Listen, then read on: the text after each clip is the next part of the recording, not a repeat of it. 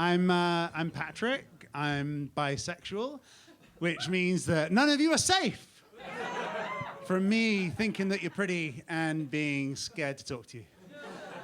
More like shy sexual. It's been getting cold, and it feels like a long time since I was on holiday. This year I went on holiday to Italy. I went to a place called Trieste, which, if you're not familiar with Italy, it's there. That's how I remember places in Italy, because geography is kind of my Achilles Puya. We couldn't fly out of Trieste, so we went to Venice, which is here, which you can remember because if you give me a tickle there, it feels very nice.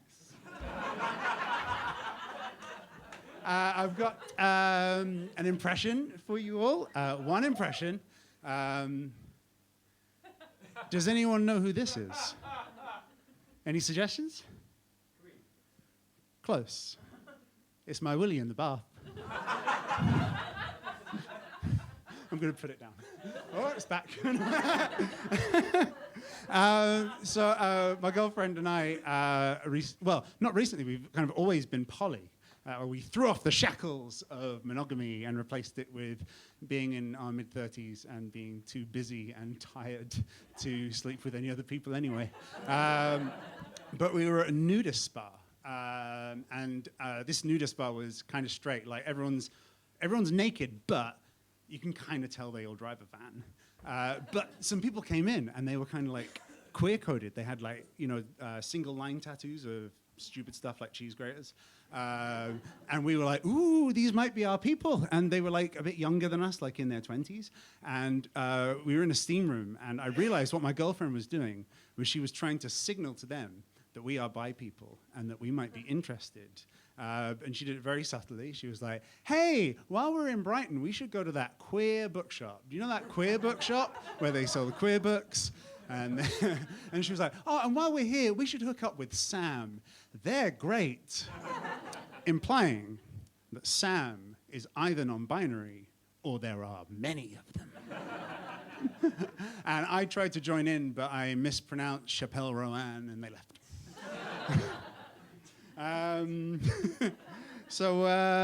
I've got this ex who's kind of hippy-dippy.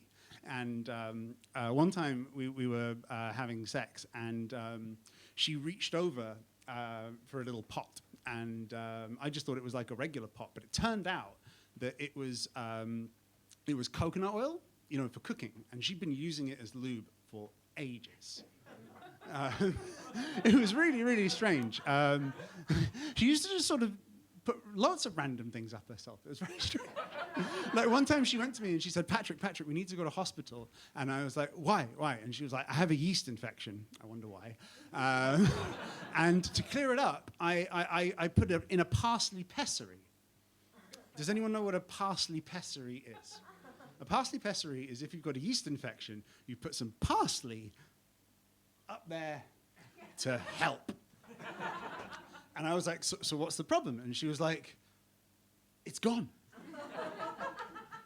So it obviously just fallen out. But so we went all the way to hospital, and she left the hospital room looking very, very disappointed. And I was like, so what did the doctor say? And she was just like, he says there's nowhere for it to go.